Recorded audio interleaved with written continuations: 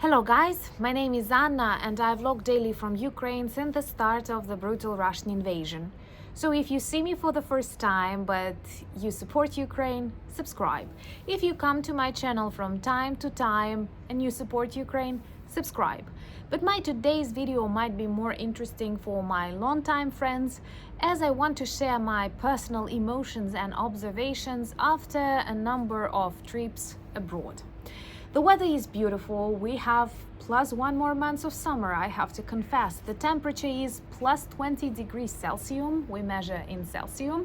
I'm actually wearing the shorts and I decided to take you out on my terrace, enjoy this beautiful summer evening and share with you my emotions. I do not do it often. I'm a kind of that person. But there are some observations that may help you understand more how Ukrainians feel, even when they are in safe environments. Once again, I'm not too sensitive. I don't like to dig very deeply into my heart, into my mind. This is not something that I will share, but some important things are about to come. So first of all, I have been outside Ukraine for 2 weeks almost. These were brief trips to Ireland and to Poland. I enjoyed them a lot. These were all work trips. I've met many inspiring, smart, interesting people, and I hope it will give start to different cooperations in future. I've learned a lot. But I also talked to waiters, customs officers, unknown people on the streets, and I've noticed some things that might be interesting for you. So, thing number one. When traveling abroad, people will identify you as a foreigner and ask you a question: where are you from? And when you answer from Ukraine, the reaction is going to be awkward. Many people, the majority, think that you are not a tourist, you're not on a business trip, but you are a refugee. And when you explain that you're going to come back to Ukraine in a week, they feel weird or they advise you not to. I had really funny conversation in the Dublin airport with a customs officer who asked me, where are you from? I've told him I'm from Ukraine. Where do you live? And I tell him in the hotel. And he thought, yeah, but where do you live? In Dublin or Cork? And I tell him, well, I live in Ukraine. I'm here for a couple of days. And are you going to come back? Also, like in general, many people think that you are for a long period of time in their country and they don't treat you as a tourist or as a business traveler. Some people don't know what to answer at all, especially if they are not into the topic of Ukraine, they don't follow the news, but they know there is war and they don't know how to react. So they see this alive Ukrainian that is not burning at the moment, and they don't know what to ask. Should they ask you something personal, express their support on country, pretend that everything is fine? And I want to give you an advice, guys, don't be afraid of Ukrainians. We still talk about other topics than war. We still talk about food, sex, money, trips, I don't know. Of course, we don't like talking about Russians, or we don't like talking normal about Russians. We can, if you share our vision that it is a terrorist state, that's okay. We can start talking about that. Subscribe if you are not yet subscribed. But in general, don't feel awkward when you meet a Ukrainian. Some of my friends tell that many are surprised when they see we are having manicure, for example, or wearing I don't know, something nice, because this image of a country at war, people think that all of the Ukrainians are either wearing camouflage or somewhere hidden in the trenches. No, it's not like that. Many people pretend to live normal life. This is our task because we want to win this war. We want to return back to normality. And I do spend money on coffee, I do spend money on manicure. This helps my city, my people continue living. By the way, war also makes you feel how shaky everything is, and that you live this life only once. It's not a quote on Facebook, it's the reality, and many want to look better. to learn more, to experience more. That's what I observe everywhere. So if we have this opportunity, we try to look our best, to live our best. Of course, it's difficult, especially close to front lines, especially during blackouts. I don't know what will happen in winter.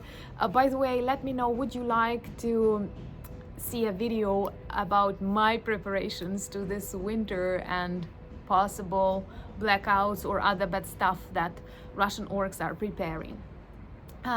Second, these are my internal observations. You have this fake feeling of control when you're inside Ukraine.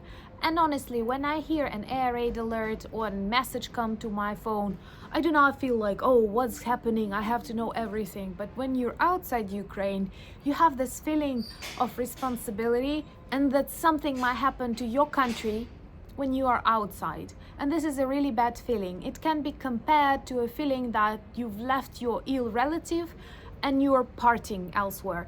And you have this pains of consciousness, or how do you call it, when it's not okay. You realize you're not doing the thing that is important. So for me, knowing that I'm coming back, knowing that I am going to spend my money, I'm going to work here, I'm going to be here, is very, very important. I don't blame those people who left war-torn zones. I do not understand those who left cities like mine. Honestly, I know it's very subjective, there are counter arguments, but I'm sharing with you my sincere understanding, the way I see the world, because I believe Ukrainians are also responsible for the protection of their country. And this protection can take different forms, including like brains that remain inside the country and speak about it. This does not seem very polite. Also, it's really painful to realize this huge gap between normal life in Ukraine and normal life elsewhere. I don't feel jealous because I love you all guys, and the countries that I've been to, they are great supporters of Ukraine. I don't know if you can hear the sound, but this is actually a schnitzel. I have one like restaurant close to me and you can hear them preparing it, but that's a vlog, a very, very, very vlogish video. So I don't feel jealous because you are our great supporters, you are friends. But I see this huge difference when I see families walking, lots of young men, and I look at them and I have this feeling, oh, why aren't you in the army? And then I realize, oh, he is a Pole, or he is Irish, he doesn't have to be. In Ukraine, of course, there are men on the street, there are men who don't have to be in the army, or soldiers, many soldiers, when they return back, they want to dress up in civilian because they are tired of uniform. But this is the background, it is constantly with us, the understanding that everyone can be taken to the front lines, or front lines can come here. And you don't have this feeling of pure joy. So once again, if you see Ukrainians, I don't know, drinking coffee, champagne, laughing, we still have something in the bottom of our heart, even if this moment is happy. Someone's birthday, like parents celebrate birthday of their children, and that's important. And guys in the front line, they're also laughing because this is life. You have to remain living it, because if you're totally wrenched and you're totally depressed, you will die. And that's not what we want. We have to survive, and we have to see Putin dead. Subscribe if you want to see Putin dead. But I heard fireworks in Lublin, and they had some kind of festival, beer outside, lots of tasty food. Everything reminded me Ukraine a lot. Of course, Poland is very similar to Ukraine, Ireland is a bit different, but all of the experiences are positive. And I had this fireworks and I hated the sound. I'm not going to manipulate that. I was terrified. I thought this was explosion. No, I pretty well know I'm in Poland and these are fireworks. I still remember them from my pre-war life. It was not like ages ago. But I was very irritated with the sound and I really wanted it to stop. And I don't want to turn into a victim. I don't want to turn into a person that hates fireworks or that hates, I don't know, men that are not in the army, or that hates candlelight because it reminds me of winter and blackouts. But we are all deeply traumatized, and somehow I feel it more when I'm abroad. And I tend to talk more with Ukrainians because I realize they know exactly what we are going through. It's so difficult to translate it all. That's what I'm trying to do in my channel. I hope I can make it. That's important. But at the same time, only when you have this experience, you're able to realize this feeling when you feel sorry for your country, when you don't want others to treat you as a victim, but to some extent you are, and still you deny it, and you want everyone to look at you and see everything is fine, we are normal, you can talk with us, not just about war and missiles and other stuff. But at the same time, if you don't talk about that with me at all and you pretend that everything is fine, I get this feeling, come on, we have a war, we have to talk about that. It's not the normal world until Russia is not defeated. So there are many, many emotions, and I'm going to say a weird phrase. I feel safer and more confident when I'm inside Ukraine than when I'm outside.